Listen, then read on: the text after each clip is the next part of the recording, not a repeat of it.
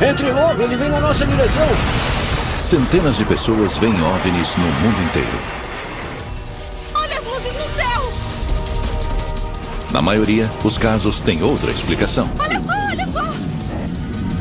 Mas as filmagens extraordinárias e os depoimentos incríveis das testemunhas oculares de 3 episódios recentes no Texas, Massachusetts e Indiana provocam uma investigação aprofundada com conclusões surpreendentes. Essas pessoas viram alguma coisa. Discovery investiga. Epidemia de OVNIs.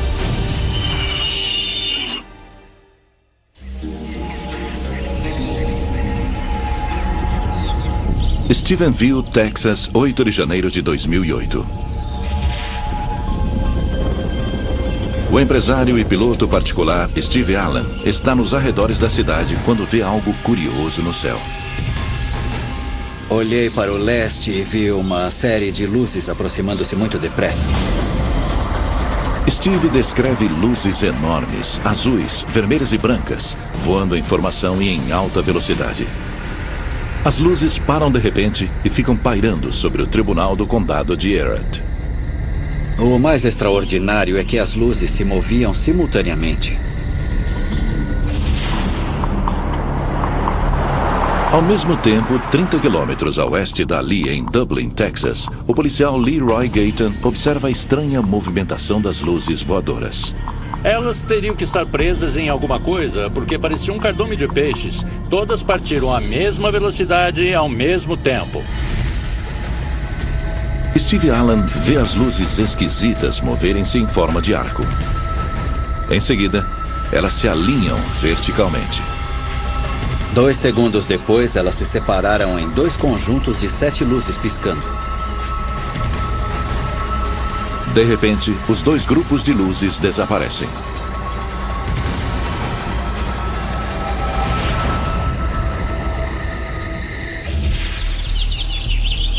E há uma terceira testemunha confiável, um policial do condado de Everett, com mais de 20 anos de serviço. Ele pede que sua identidade não seja revelada. Eu estava trafegando pela rodovia 377 na Alça Sul, passando por Stephenville, quando eu percebi um movimento no céu próximo ao tribunal do condado de Everett. Ele vê um objeto grande e octogonal, com luzes azuis brilhantes pairando sobre o tribunal. O policial calcula que o OVNI deve ter cerca de 200 metros de comprimento e 130 metros de largura. Ele tenta fazer a captura pelo radar de tráfego para medir a velocidade da nave. Estiquei a mão, apertei o botão e fiz a captura. A captura só acontece quando o feixe de radar atinge uma superfície sólida e é refletido de volta. Para que a velocidade seja identificada, o objeto-alvo tem que estar em movimento. O eco retorna para o radar quando o feixe atinge o objeto para o qual eu apontei. A captura foi muito rápida. Segundo o policial, o radar mostra que a nave está se movendo a velocidade fixa de 43 km por hora. E então, ela começa a manobrar.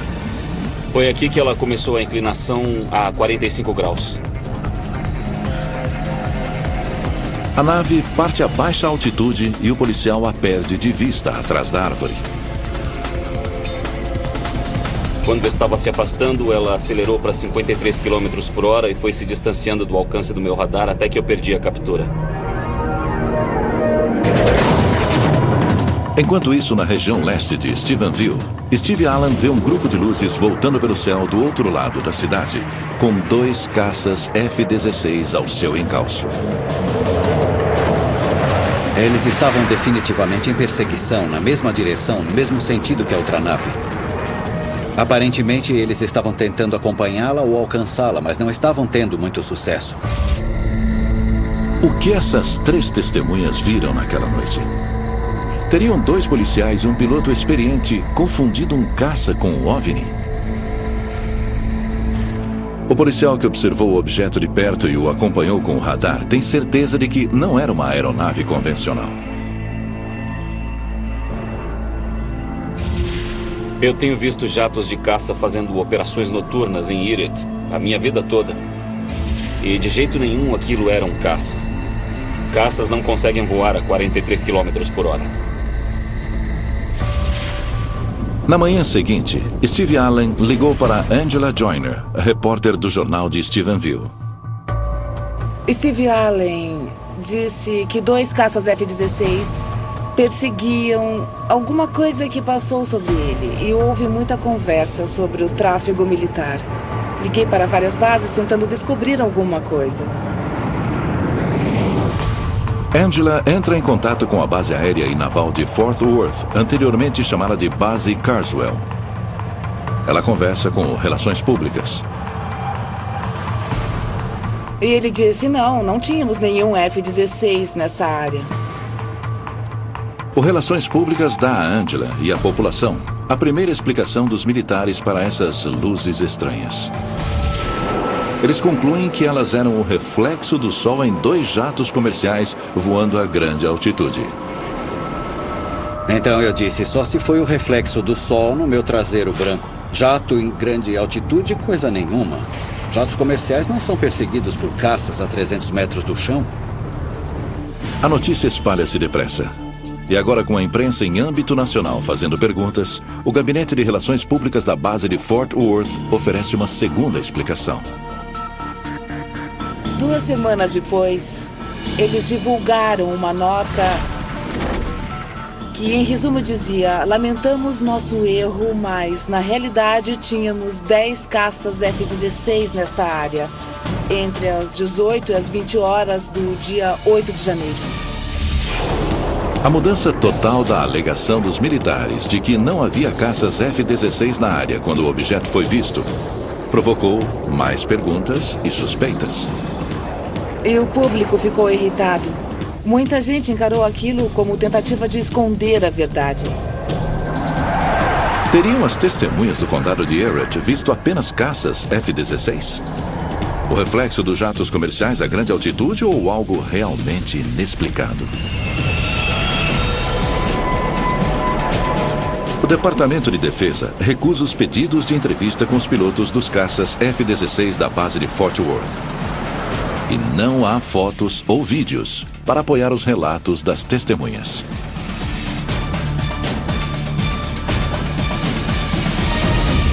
Mas um mês depois, o policial Gayton consegue suas provas. Em fevereiro, ele e sua esposa Wendy fotografaram uma estranha luz brilhando sobre Stephenville. Foi por volta de 9h30, 10 horas. Estávamos voltando para casa e vimos aquela luz no céu. Eu me debrucei na janela e comecei a tirar as fotos. As fotos de Wendy são as primeiras imagens do tipo de luz que as testemunhas viram passando sobre o condado de Everett no mês anterior. Fiquei assombrada com o que vi, com as cores: vermelho, verde, azul e branco. As fotos ficaram incríveis. Horas depois, naquela mesma noite, fazendo a ronda em Stephenville na sua viatura, o policial Gayton também vê a luz. Ele liga a câmera de vídeo no paralama do carro e começa a gravar. Não sei o que era. Não sei no que aquilo estava preso. Pelo vídeo, não dá para saber. Nas semanas seguintes às aparições no Texas, um especialista em radar analisa os dados do radar de controle do tráfego aéreo e descobre algo fora do comum.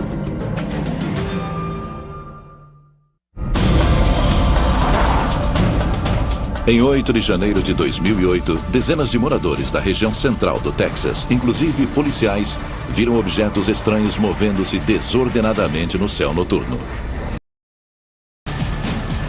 Militares da região alegam que naquela noite havia somente caças em missão de rotina no céu. Mas testemunhas recebem a explicação oficial com ceticismo. Muita gente acredita que eles de fato encobriram a verdade. Sem qualquer vídeo ou foto para apoiar as testemunhas das aparições de 8 de janeiro, o especialista em radar, Glenn Scholes, recorre à Administração Federal da Aviação. Ele entra com um pedido baseado no direito constitucional à informação, solicitando todos os registros de radar daquela noite. Sua meta é descobrir se algo fora do comum aconteceu no céu. Shows desmembra os dados de radar e monta um cubo com 160 por 160 quilômetros do espaço aéreo acima de Stephenville, do nível do chão até 14 mil metros de altitude. Dentro daquele cubo, analisei todos os retornos de antena registrados. Um retorno de antena aparece sempre que o radar da Administração Federal da Aviação detecta algo no céu. Analisando os retornos de antena, Shows rastreou os 10 caças F-16 que, segundo os militares, estavam na área por ocasião da aparição. As análises de Shows confirmam essa história até certo ponto. Mas ele também descobre outra coisa no céu junto com os F-16.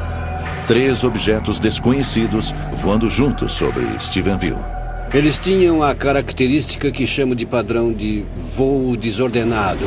Os objetos se movimentavam a uma velocidade razoavelmente alta e paravam de repente.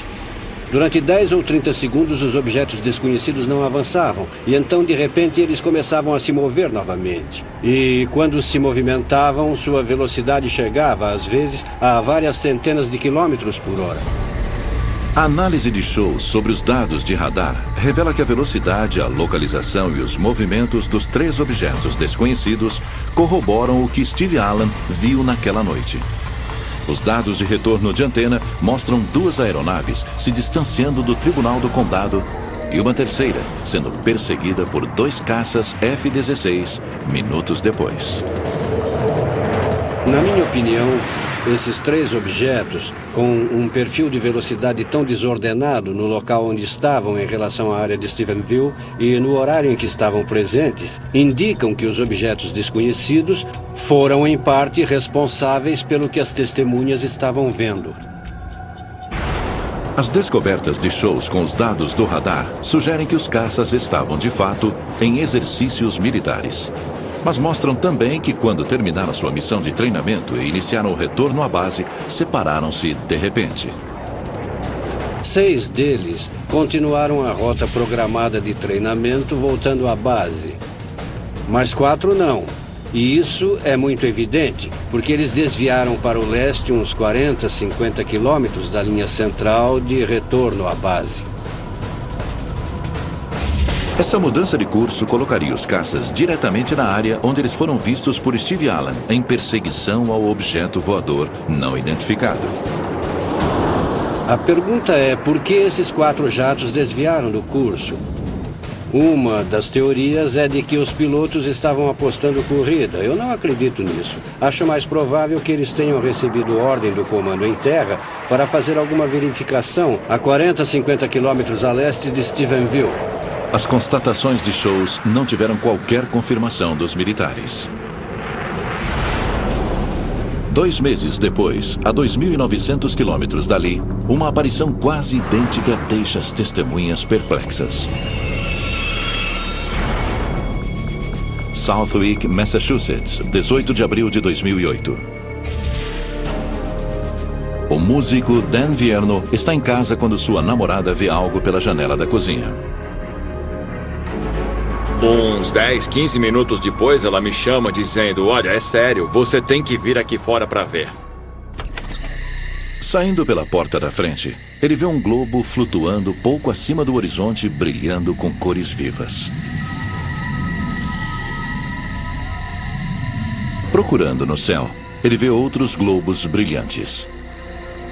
Dan apanha sua câmera e começa a filmar o globo que brilhava mais. Quando eu comecei a filmar, ele já estava bem longe e começava a desaparecer no horizonte. Kathy Huber, vizinha de Dan, também vê as luzes. Quanto mais olhávamos, mais assustados e preocupados ficávamos. E nós sabíamos que aquilo era real. Elas não faziam movimentos suaves pelo céu. Para cima, para baixo, de lado e muito rápido. Elas se aproximavam umas das outras várias vezes e depois se afastavam novamente. Acompanhe as estrelas. Uma quarta testemunha, Courtney Lynn Wilson Merrill, vê as mesmas luzes. Eram 3 luzes, mas separadas. Uma aqui Uma bem atrás de mim e outra naquela direção. As luzes não fizeram qualquer barulho e não havia jatos militares atrás delas ou coisas assim. Courtney é fotógrafa profissional. Ela foca sua câmera no objeto mais brilhante. Estavam em formação de triângulo? Estavam. Começou aqui. Elas estavam formando padrões? Estavam, sim. Ela ajusta a câmera para uma exposição curta, a fim de capturar melhor os movimentos desordenados das luzes. Minha impressão é que se houvesse movimento, ficaria um rastro de luz. Esta imagem mostra o trajeto das luzes durante 15 segundos. Você vê o objeto se movendo ligeiramente com as estrelas, mergulhando, parando e acompanhando as estrelas novamente. Ficaram 2 rastros e um pequeno degrau para baixo. Logo imaginei que fosse uma nave, algum tipo de nave, sei lá, de alienígenas, extraterrestres, dos militares, eu não sei. Mas com certeza era alguma coisa fabricada, não era uma coisa natural. Como nos incidentes ocorridos anteriormente no Texas, dados de radar do tráfego aéreo poderiam ajudar os investigadores a formar uma imagem mais clara do que havia acontecido nos céus de Southwick. Mas o pedido pelos dados de radar no momento das aparições não obtém sucesso. A Administração Federal de Aviação explica que não tem registros relevantes do evento. A semelhança entre as imagens das luzes gravadas no Texas e mais tarde em Massachusetts atraem a atenção de David Kennedy, piloto de caça aposentado e investigador de incidentes aéreos. As 2 aparições em cidades tão distantes uma da outra seriam dos mesmos objetos? Estas luzes são muito parecidas com as que vimos em Stephenville, no Texas. Elas são pulsantes, como também acontece com as luzes de Stephenville. Kennedy, em seguida, procura qualquer indicação de que a luz seja algo convencional, rotineiro, explicável. Não parece a luz de pouso ou qualquer das luzes sinalizadoras de uma aeronave. Numa análise limitada de cor, não parece que tenha a intensidade de um foguete de iluminação de alvo que é branca com a queima do magnésio. E não tem curta duração como uma isca de infravermelho. Eu nunca vi coisa parecida e, francamente, perguntei a alguns amigos: vocês sabem de algum projeto que pode ser isto aqui? E eles também não sabiam. A análise de Kennedy sugere que as luzes vistas sobre o Texas e a que foi vista em Massachusetts podem ser o mesmo objeto. E então, surgem relatos de uma terceira aparição extraordinária. 2 dias antes, em 16 de abril de 2008, em Kokomo, Indiana, 1.300 quilômetros a oeste de Southwick, luzes movimentam-se desordenadamente no céu noturno. Mas desta vez, centenas de pessoas ligam para a emergência quando ouvem um som assustador. Você tá filmando? Eu tô tentando. A gente tem que filmar.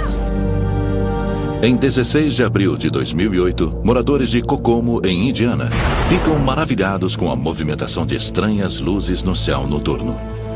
E de repente, são abalados por um estrondo que sacode o chão e é ouvido na cidade inteira.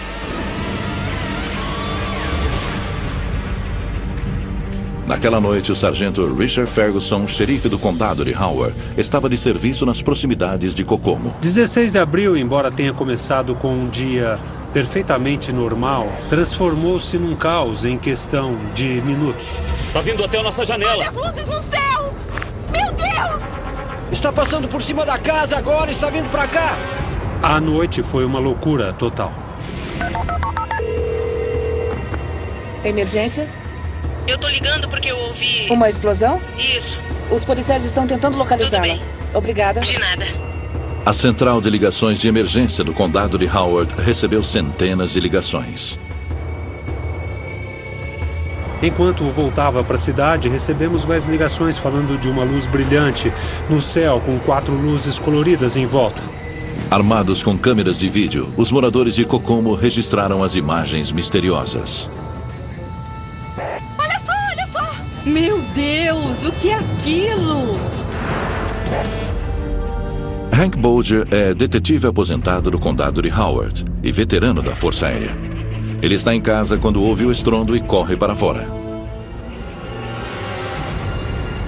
Bolger vê 5 luzes alaranjadas formando uma linha reta. Cada luz afastava-se para a esquerda quando outra aparecia. Então elas ficaram em linha reta e não dava para ver mais nada em volta.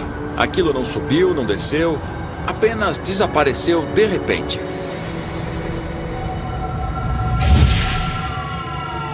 Ao receber os relatórios da central de emergência, o sargento Ferguson presume que os moradores haviam visto uma colisão de aviões, uma explosão. Ele entra em contato com a Guarda Nacional Aeronáutica no aeroporto de Fort Wayne e pergunta se alguma das suas aeronaves está percorrendo a área. Eu tinha que descobrir exatamente o que estava acontecendo, mas eles disseram, nossa torre está fechada. Os aviões estão no solo, nenhum está voando. Minutos depois do estrondo, Dustin Cronkite vê algo que contradiz a informação que o sargento acaba de receber. Eu percebi que tinha uns 14 ou 16 aviões, provavelmente jatos, voando em círculos na mesma direção. E isso chamou minha atenção para uma série de luzes estranhas que estavam brilhando no céu. Dustin vê uma luz estroboscópica emitindo cores intensas. Ele fotografa o objeto.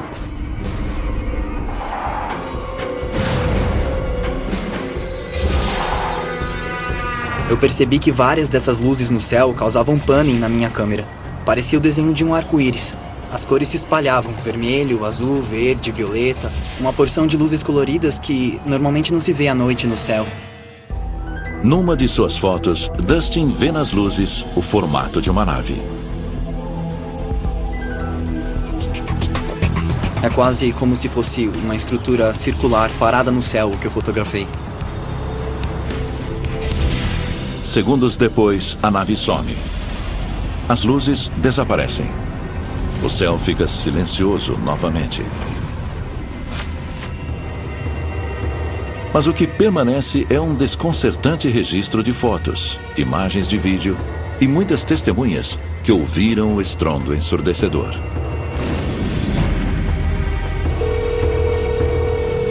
Emergência. A gente ouviu uma explosão que fez a nossa casa tremer. Certo, já estamos sabendo. O que pode ter gerado o estrondo tão alto que sacudiu telhados e partiu janelas num raio de vários quilômetros? O sargento Ferguson não encontrou qualquer indício de um acidente aéreo, de uma cratera de impacto ou de uma explosão. Talvez a causa do estrondo fosse um avião supersônico quebrando a barreira do som. No dia seguinte, a esquadra de caça 122 da Guarda Nacional de Indiana emitiu uma declaração. Ela explicava que um de seus caças F-16 havia acidentalmente quebrado a barreira do som sobre Kokomo, enquanto disparava foguetes antimíssil. Isso deixou o sargento Ferguson desconfiado. Ele lembrou-se que, imediatamente após o estrondo, falou com a esquadra 122 e foi informado de que todos os seus aviões estavam no solo. Um pedido subsequente de esclarecimentos da esquadra foi negado pelo Pentágono. Seriam caças voando nesta área, mas eu não acredito muito nessa história dos caças. Não faz sentido. Eles estão escondendo alguma coisa. Não tinha motor de jato, não tinha nada roncando. Não dava pra saber o que era o estrondo, por isso foi tão estranho. Aquilo não se parecia com nenhum foguete que eu já tenha visto antes. Mas dias depois da informação divulgada pela esquadra de caças, surgiram novas imagens de vídeo que podem reforçar a versão da Força Aérea. O cineasta amador J.T. Paterbaugh contou que viu dezenas de luzes estranhas no céu ao norte de Kokomo. Quando eu vi aquilo, eu quis saber o que estava acontecendo.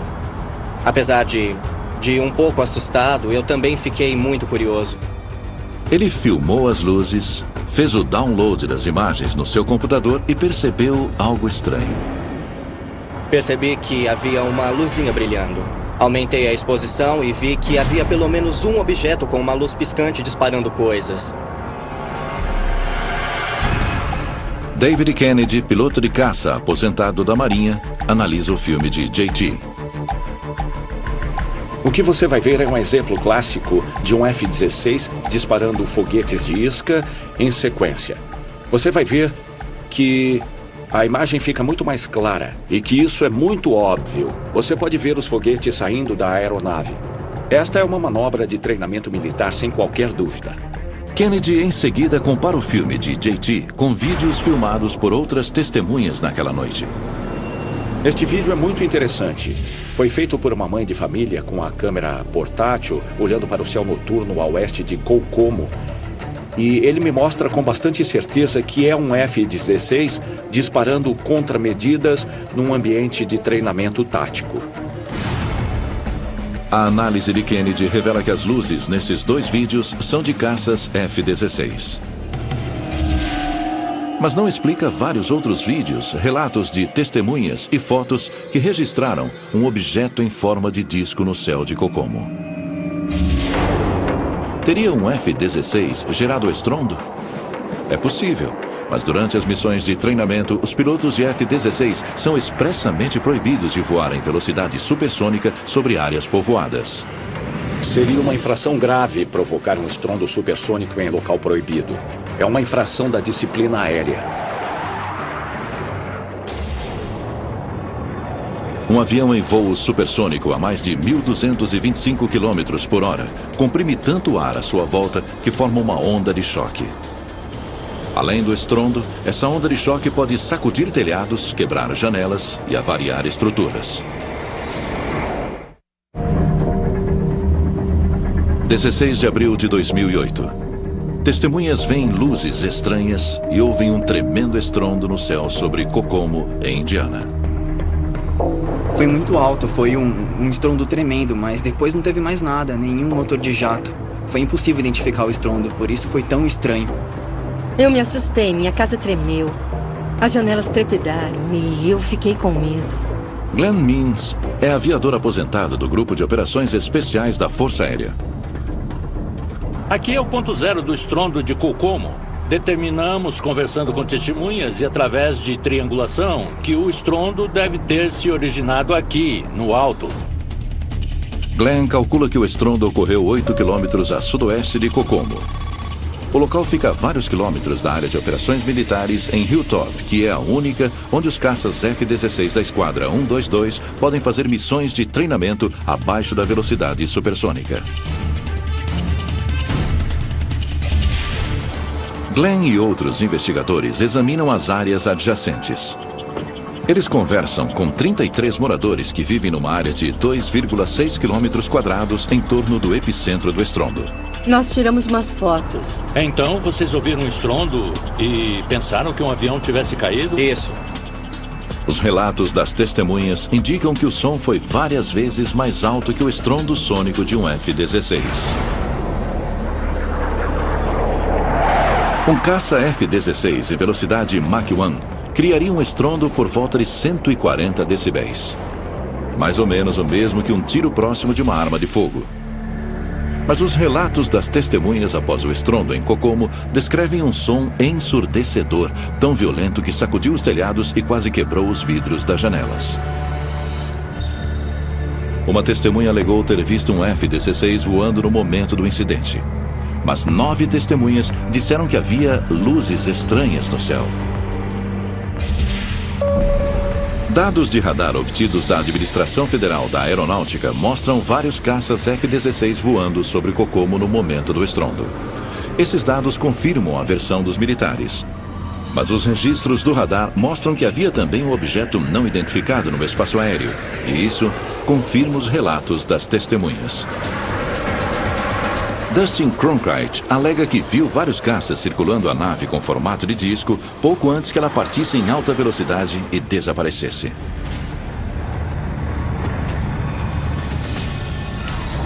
Isso levanta uma pergunta-chave. Teria um F-16 produzido o estrondo relatado pelas testemunhas e representantes da aeronáutica? Ou seria a nave em forma de disco que Dustin viu? Verifique com o modelo. O Dr. Scott Miller é professor titular da cadeira de Engenharia Aeroespacial da Universidade Estadual de Wichita e fellow no Instituto Nacional de Pesquisas Aeronáuticas. Pode me ajudar? Ele criou um experimento para determinar se uma nave em forma de disco poderia gerar um estrondo sônico mais alto que o de um F-16. O Dr. Miller e sua equipe irão testar 2 modelos em escala num túnel de vento supersônico. O de um F-16, como os que fazem parte da Esquadra 122, e uma nave em forma de disco, semelhante à que Dustin Cronkite fotografou no céu sobre Kokomo.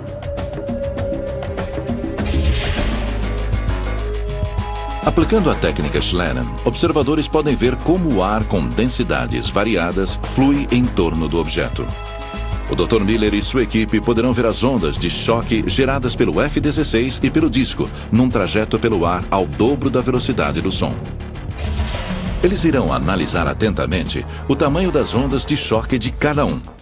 A aeronave que gerar ondas de choque maiores produzirá o estrondo sônico mais forte. 5, 4, 3, 2, 1.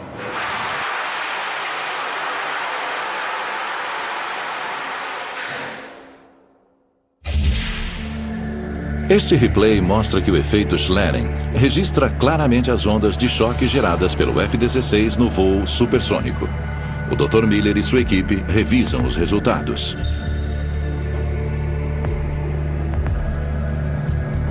Estes são os resultados obtidos com o teste deste modelo de F-16. Ele mostra uma onda de choque que se forma no nariz do avião.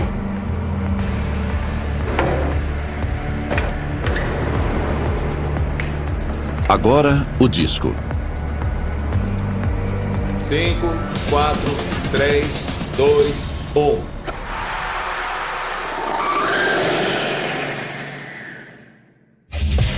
Não, assim está. O Dr. Miller analisa as imagens. Aqui dá para ver bem. Esta é uma foto de uma simulação recente. Neste caso, o fluxo de ar está estabelecido em Mach 2,2.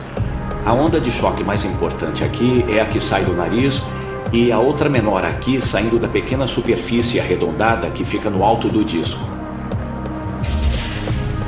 Após revisar o perfil das 2 ondas de choque, o Dr. Miller conta o que descobriu. Pelas fotografias Schleiden desses 2 modelos, este criaria o estrondo mais alto. E isso, em parte, porque ele tem mais volume. E, obviamente, analisando a intensidade das ondas de choque na imagem Schleiden, vemos que a do disco é mais intensa, mais forte, tanto o choque do nariz quanto da cauda. Portanto, este som seria muito alto. A velocidades supersônicas, o disco criaria uma onda de choque mais forte que a do F-16. Os resultados sugerem que se um disco e um F-16 estivessem no mesmo espaço aéreo, o disco produziria um estrondo sônico mais forte do que o F-16. Os investigadores não conseguiram localizar qualquer gravação do estrondo que ocorreu sobre Kokomo. Enquanto uma não é encontrada e analisada, o resultado do túnel de vento abre a possibilidade de que um objeto em forma de disco possa ter causado o estrondo violento ouvido em Kokomo. Ele não elimina a possibilidade de que o estrondo tenha sido causado por um F-16. No entanto, várias testemunhas confiáveis relataram terem visto algo muito diferente de um F-16. E muitas de suas fotos e vídeos mostram um objeto diferente de todas as aeronaves militares conhecidas. No início de 2008, estranhas luzes voadoras e naves desconhecidas deixaram perplexas várias testemunhas no Texas, em Massachusetts e em Indiana. Algumas conseguiram apanhar suas câmeras e fotografar os objetos. Eu vi que todas as fotos mostravam uma faixa de luz que atravessava a tela da minha câmera. De repente eu me lembrei, eu tô com a minha câmera e comecei a fotografar. Poderia a gravação de algo rotineiro como o voo de aviões comerciais e militares criar estas imagens extraordinárias?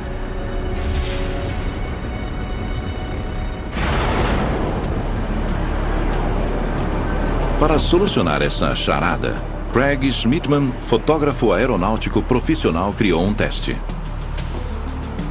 Craig reuniu câmeras do mesmo tipo que as usadas pelas testemunhas. De um ponto de observação no Aeroporto Internacional de Los Angeles, ele vai fotografar aviões que estão chegando e partindo. Ele vai usar uma série de configurações em cada câmera para tentar reproduzir as misteriosas linhas de luz e outros fenômenos registrados nas câmeras das testemunhas. A câmera que estou usando hoje é uma SLR profissional de nível médio de uma das melhores marcas. Ela tem resolução de 8 megapixels e, pelo que sei, tem um desempenho quase idêntico ao das câmeras usadas no Texas e em Massachusetts. Um fato crítico na experiência de Craig é a velocidade do obturador. Quanto mais tempo o obturador permanecer aberto, mais luz poderá entrar na câmera. Isso é vital para registrar objetos com baixa luminosidade. Mas quanto maior for esse tempo de exposição, mais os objetos em movimento deixarão rastros na película. Para podermos obter resultados que representem as imagens feitas no Texas, usei de meio segundo até 4 segundos, expondo o sistema de imagem desta câmera a vários períodos de tempo. Assim teremos rastros mais e menos longos para tentar obter os arco-íris, brilhos e outros efeitos que vimos nas fotografias. Entre logo, ele vem na nossa direção! Centenas de pessoas veem OVNIs no mundo inteiro. Na maioria, os casos têm outra explicação. Olha só!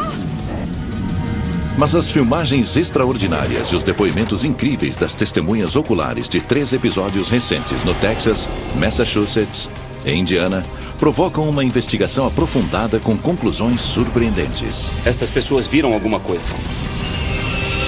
Discovery investiga. Epidemia de OVNIs.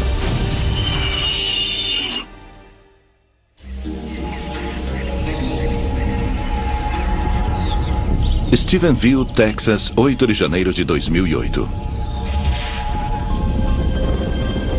O empresário e piloto particular Steve Allen está nos arredores da cidade quando vê algo curioso no céu. Olhei para o leste e vi uma série de luzes aproximando-se muito depressa. Steve descreve luzes enormes, azuis, vermelhas e brancas, voando em formação e em alta velocidade. As luzes param de repente e ficam pairando sobre o tribunal do condado de Erie. O mais extraordinário é que as luzes se moviam simultaneamente. Ao mesmo tempo, 30 quilômetros a oeste dali, em Dublin, Texas, o policial Leroy Gayton observa a estranha movimentação das luzes voadoras. Elas teriam que estar presas em alguma coisa, porque parecia um cardume de peixes. Todas partiram à mesma velocidade e ao mesmo tempo. Steve Allen vê as luzes esquisitas moverem-se em forma de arco. Em seguida, elas se alinham verticalmente. 2 segundos depois, elas se separaram em 2 conjuntos de 7 luzes piscando. Ou disparado por um avião, haveria uma mancha alongada, um rastro no céu. Mas não vemos nada disso. Ele compara isto a uma imagem que fez no aeroporto. Aqui não vemos a luz pulsando, piscando ou alguma coisa parecida. Nada na imagem de Courtney me diz que isto aqui é um avião ou um helicóptero. Nenhuma das tentativas de Craig de reproduzir ou refutar as fotos das testemunhas funcionou. O arco-íris translúcido e os rastros de luz são curiosos. Mas quando Craig analisa as imagens de vídeo, descobre indícios que suscitam perguntas ainda mais importantes.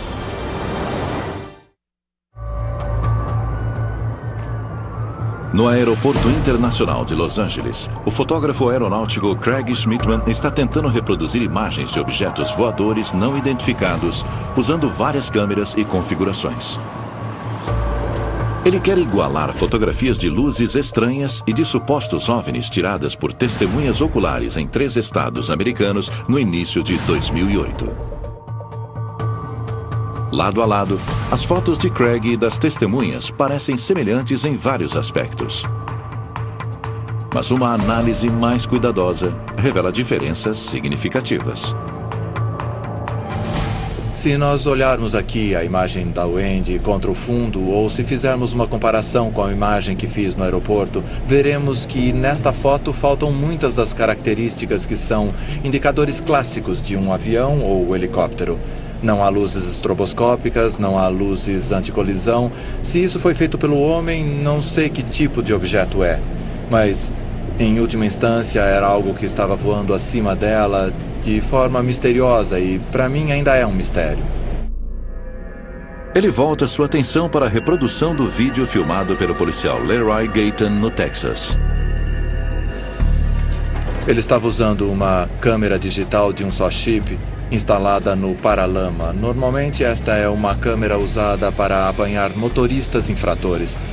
O carro estava estacionado. Ele mirou a câmera e aproximou o máximo possível, chegando a 120 vezes o normal, usando os recursos de zoom digital da câmera.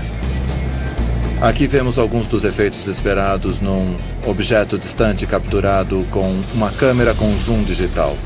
Aparecem cores que na realidade não são do objeto.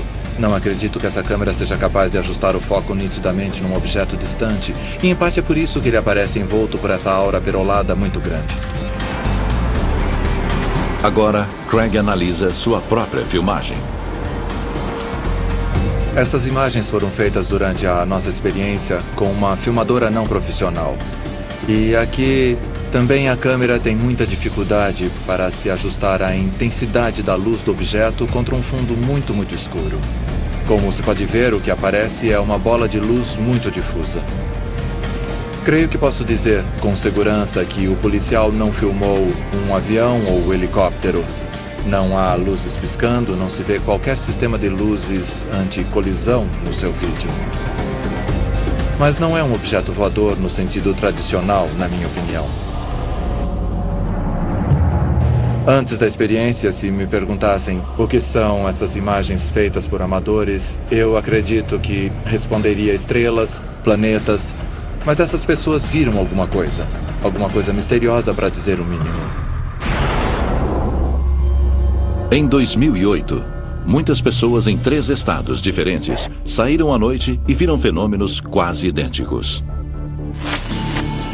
Comerciantes, donas de casa, fotógrafos, militares aposentados e até policiais viram algo fora do comum. Algo que eles nunca tinham visto antes. As extraordinárias semelhanças dos seus testemunhos, vídeos e fotos sugerem que essas pessoas podem ter visto o mesmo objeto voador não identificado no céu sobre 3 estados diferentes. Análises de especialistas determinaram que alguns dos objetos filmados pelas testemunhas são apenas aeronaves convencionais. No entanto, dados de radar, fotografias e testes em túnel de vento apontam a possibilidade de que havia também outra coisa lá em cima. Para as testemunhas, restam apenas perguntas. Era rosa e verde. Não era uma estrela, não era nada natural. Parecia muito uma máquina. Será que eles estão se apresentando para nós dizendo nós estamos aqui? Pessoalmente, acho que não era uma coisa deste planeta. Só queremos saber o que é. Eu esperava que o governo esclarecesse alguma coisa. A população de Stevens merece saber o que está pairando no céu da cidade. Você começa a perceber que provavelmente não estamos sozinhos aqui na Terra. Quem são eles? Será que estão me observando como eu os observo? E isso assusta um pouco, assusta mesmo. Sempre achamos que haveria outras pessoas no universo. Só uma mente muito tacanha pensaria que não há mais ninguém. Mas para os investigadores, a busca por respostas continua.